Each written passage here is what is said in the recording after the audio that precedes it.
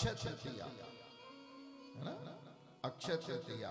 अक्षय तृतीया कहती है मेरे में प्रकट हो जाओ महाराज, अगर प्रकट हो जाएंगे तो मेरा महत्व है, मेरे में गुण है कि मेरी तिथि में किया गया कार्य कभी क्षय नहीं होता है।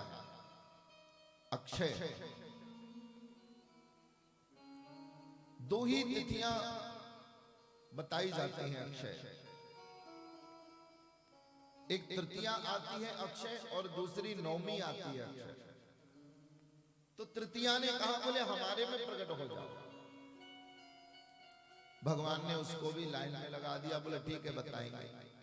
फिर चतुर्थी आई, गणेश चौथ, गणेश चतुर्थी, हमारे से ही श्री गणेश करिए ना प्रभु, भगवान हमारे में प्रकट हुए थे, गणपति गणेश की हम तिथि है और बहुत मंगल होगा प्रभु, हमारे में प्रकट हो जाइए। भगवान ने कहा ठीक है हम इस बारे में विचार करेंगे। तब नाग पंचमी आई, पंचमी ने कहा हमारे में प्रकट हो जाओ, भगवान ने उसे भी सांत्वना दी। फिर देव छठ आई, देव छठ ने आकर के कहा देखो मैं तो देवताओं की तिथि हूं, मुझे देव छठ कहते हैं, मेरे में प्रकट हो जाओ। भगवान बोले ठीक है आप देवताओं की हो लेकिन हम तो मनुष्य बनने वाले हैं ना, इसलिए इस तिथि में प्रकट नहीं हो सकते। फिर शीतला सप्तमी आई, भगवान ने उसे भी मना कर दिया। फिर दुर्गाष्टमी आई, महाअष्टमी आई, बोले प्रभु हमारे में प्रकट हो जाओ। भगवान कहते हैं कि इस बार हमें माया का आश्रय नहीं लेना है, हमें माया की जरूरत नहीं है क्योंकि हम नरलीला करने जा रहे हैं। भगवान ने उसे भी मना कर दिया। कहते उसके बाद नंबर आया कौन सी तिथि का? नौमी का। अब नौमी बेचारी कोने में खड़ी थी, भगवान ने बुलवाया, बोले वो उसको भी भेजो।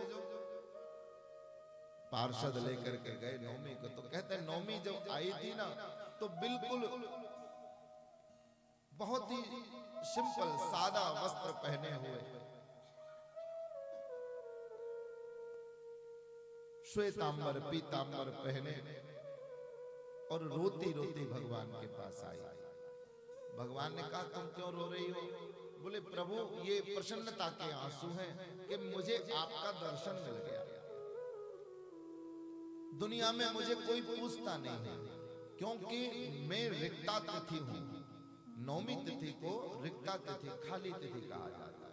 तो बोले मेरे को कोई पूछता नहीं है और मैं जानती हूं आपके पास में इतनी अच्छी अच्छी तिथियां हैं, पहले से सब लाइन लगा के खड़ी हैं, इतनी अच्छी अच्छी तिथियों के रहते हुए मेरा नंबर तो नहीं आएगा ऐसा मुझे विश्वास है। तो मैं तो यही सोच के आई हूं कि मुझे आपका दर्शन हो जाएगा तो मेरा जीवन धन्य हो जाएगा। भगवान के चरणों में वो प्रणाम करके जाने लगे। मेरे में कोई गुण नहीं है कि अब गुणहारी कोई गुण नहीं, अब गुणहारी कोई गुण नहीं, प्रीत न पद सरोज मन न बहुत ज्यादा प्रेम है आपके चरणों में प्रभु, मुझे तो आपके दर्शन मिल गए, मेरा जीवन धन्य हो गया। जोड़ करके हाथ चरणों में प्रणाम करके जाने लगी नौमी। तो भगवान ने कहते हाथ पकड़ लिया, अरे कहां जा रही हो? रुक जाओ। नौमी से भगवान कहते हैं देवी मैं वहां नहीं जाता जो पहले से भरा हुआ है, जिसका हृदय पहले से भरा हुआ है ऐसे हृदय में मैं नहीं जाता हूं। अरे मैं तो वहीं जाता हूं जिसका हृदय रिक्त होता है, जिसके हृदय में स्थान खाली होता है, मैं उसी हृदय में जाकर के बैठ जाता हूं। भगवान ने नौमी का हाथ पकड़ लिया, तू खाली है ना, तेरे अंदर कोई छल नहीं है, कोई कपट नहीं है, कोई बनावटीपन नहीं है, कोई दिखावटीपन नहीं है, तू निर्मल है। और जो निर्मल होता है ना वो मुझे प्रिय होता है। भगवान कहते हैं कि निर्मल मन जन सो मोहि पावा, निर्मल मन जन सो मोहि पावा, निर्मल मन जन सो मोहि पावा, निर्मल मन जन सो मोहि पावा, मोहि कपट छल क्षेत्र न भावा, मोहि कपट छल क्षेत्र न भावा, मोहि कपट छल क्षेत्र न भावा, मोहि कपट छल क्षेत्र न भावा, निर्मल मन जन सो मोहि पावा, निर्मल मन जन सो मोहि पावा, जय रघुनंदन जय सिया राम।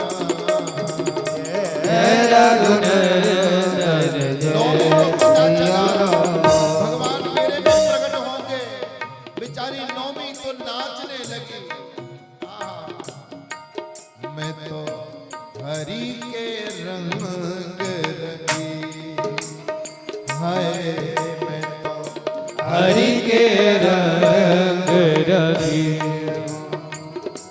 जन्म जन्म की मैली चादर, जन्म जन्म की मैली चादर, हरि ने साफ करी,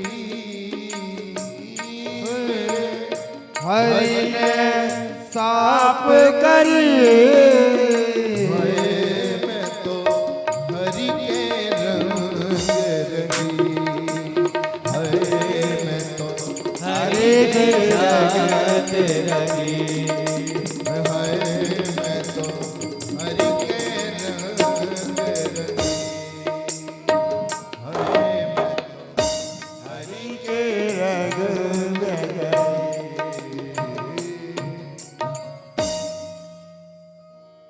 बोले सच्चिदानंद भगवान की जय, राम सरकार की जय, जरा भाव से कह दो जय श्री राम।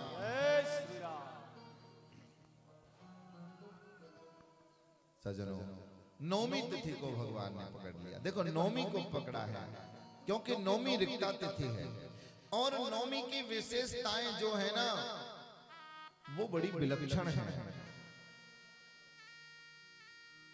पर गुणवान कभी भी अपने मुंह से अपने गुणों की प्रशंसा नहीं करता है,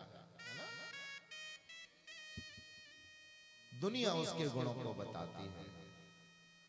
भगवान कहते हैं तू नहीं जानती, तू खाली है ना, तेरे अंदर कुछ है नहीं, चल कपट, इसलिए तू ऐसी बातें कर रही है, लेकिन मैं तुझे श्रेष्ठ बनाऊंगा।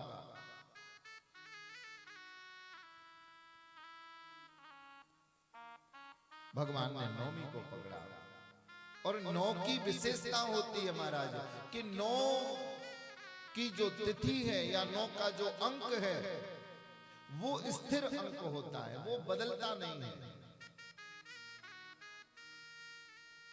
और नौ के अंक को पूर्णांक भी कहा जाता है।